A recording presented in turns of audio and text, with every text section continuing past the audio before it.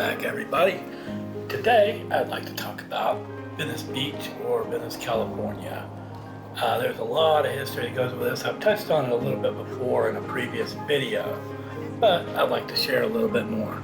Thanks. You wanted a kid. It's your problem.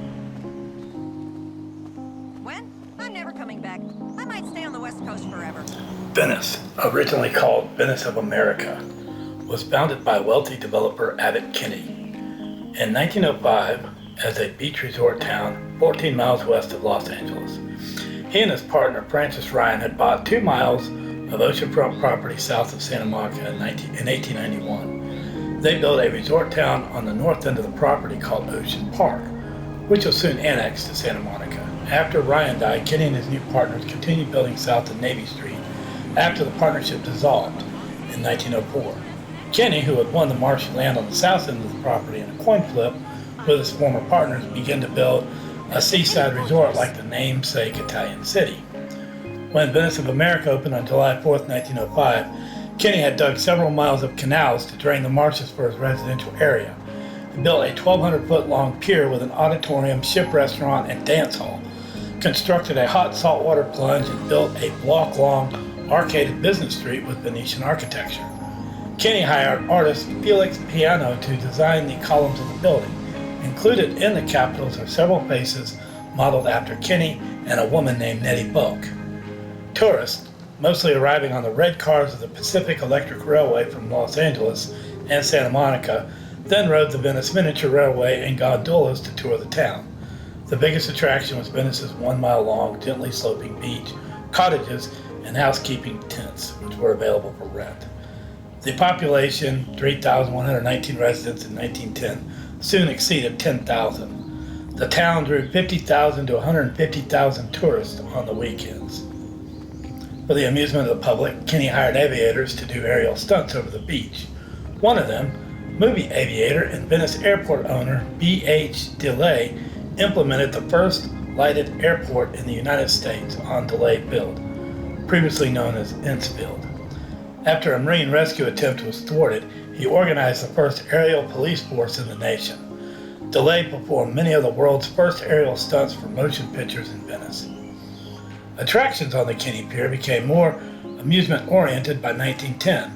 A Venice Miniature Railway, Aquarium, Virginia Reel Whip Racing Derby, and other rides and game booths were added. Since the business district was allotted only 3 one-block-long streets and the city hall was more than a mile away, other competing businesses districts developed. Unfortunately, this created a fractious political climate. Kinney, however, governed with an iron hand and kept things in check. When he died in November of 1920, Venice became harder to govern, with the amusement pier burning 6 weeks later in December 1920. Prohibition, which had begun the previous January, the town's tax revenue was severely affected. The Kinney family rebuilt the amusement pier quickly to compete with Ocean Park's Pickering Pleasure Pier and the new Sunset Pier. When it opened, it had 2 roller coasters, a new racing derby, a Noah's Ark, a mill chutes, and many other rides. By 1925, with the addition of a 3rd coaster, a tall dragon slide, a fun house, and flying circus aero ride, it was the finest amusement pier on the West Coast. Several 100,000 tourists visit on weekends. In 1923, Charles Lick built the Lick Pier at Navy Street. In Venice, adjacent to the Ocean Park Pier at Pier Avenue at Ocean Park. Another pier was planned for Venice in 1925 at Leona Street, now Washington Street.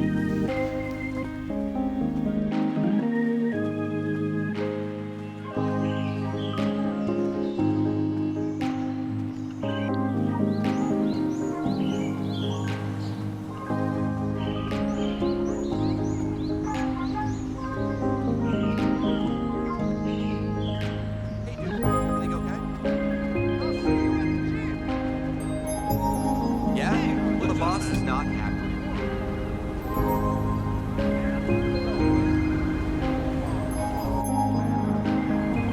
Hey! I'm having an okay vacation, but you can't smoke anywhere out here. People are obsessed with health, but then they rave about this place called Up and Adam. Yeah, they say we live in flyover country, but at least you can smoke.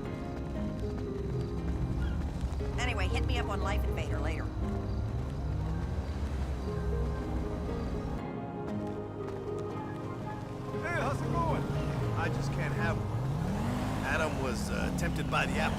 Me? It's the cheesecake.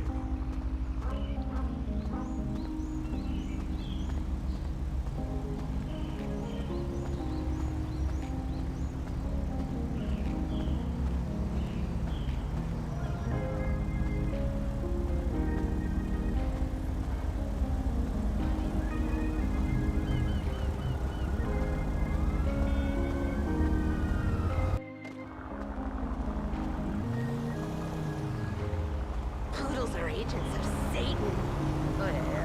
La-di-da.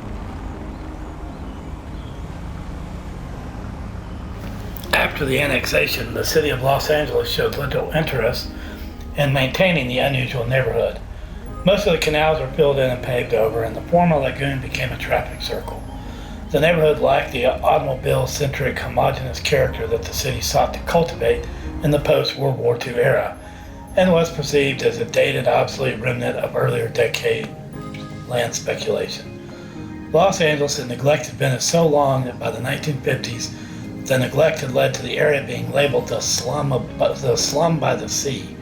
With the exception of new police and fire stations in 1930, the city spent little on improvements after annexation. The city did not pave Trolleyway, Pacific Avenue until 1954 when county and state funds became available. Low rents for run-down bungalows attracted predominantly European immigrants, including a substantial number of Holocaust survivors, and young countercultural artists, poets, and writers. The Beat generation hung out at the Gas House on Oceanfront Walk and at Venice West Cafe on Dudley. The Venice Shoreline Crips and the Latino Venice 13 were the two main gangs active in Venice. V13 dates back to the 50s, while the Shoreline Crips were founded in the early 70s, making them one of the first Crips set in LA. In the early 1990s, V13 and the Shoreline Crips were involved in a fierce battle over crack cocaine sales territories. By 2002, the number of gang members in Venice were reduced due to gentrification and increased police presence. According to an LA City Beat article by 2003, many Los Angeles West Side gang members had resettled in the city of Inglewood. Venice Beach is one of the most difficult places in the United States to build new housing due to stringent zoning regulations. Between 2007 and 2022, the number of available housing units actually decreased, despite a massive increase in property values and construction activity over the same period. The neighborhood was developed early in the history of Los Angeles, and as such, much of the housing stock predates the current system of zoning regulations by decades. In the areas along Pacific Avenue, many early 1900s multi-family buildings still exist.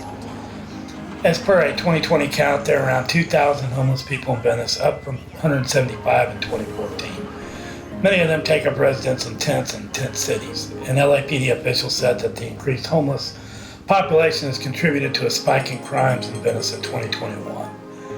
In February 2020, the city opened a 154-bed transitional housing shelter at a former Metro bus yard.